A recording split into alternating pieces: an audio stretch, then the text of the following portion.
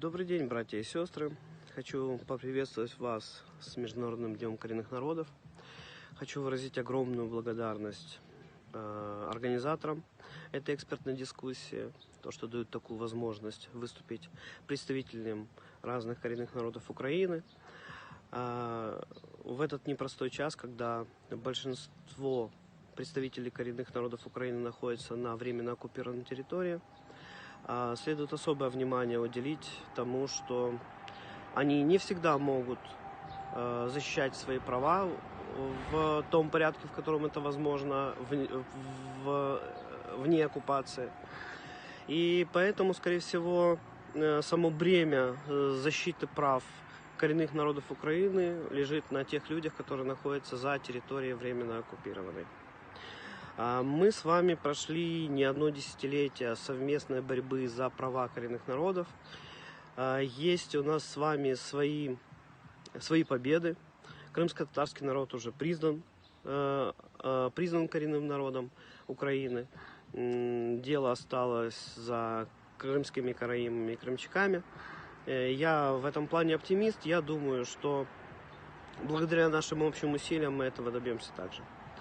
Люди, которые находятся на временно оккупированной территории, они подвергаются ущемлению своих прав, как гражданских, так и общечеловеческих.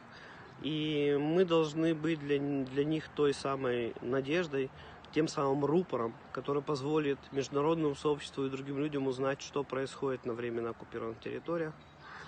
Насколько важно соблюдение прав человека и прав коренных народов, насколько важно, чтобы те люди, которые там находятся, чтобы они знали о том, что о них думают, о них знают, за них переживают и хотят, чтобы все это поскорее закончилось.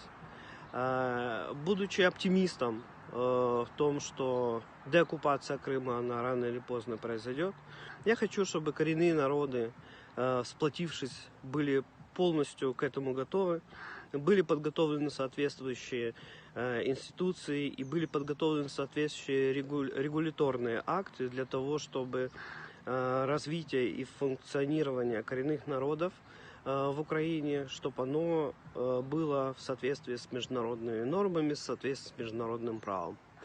Каждый из нас, временно потеряв малую родину, Автономную Республику Крым, понимает о том, что мы должны с вами не только вернуться, а вернуться с высоко поднятой головой, понимая о том, что это наша с вами родина, это наш с вами дом, и мы там хозяева.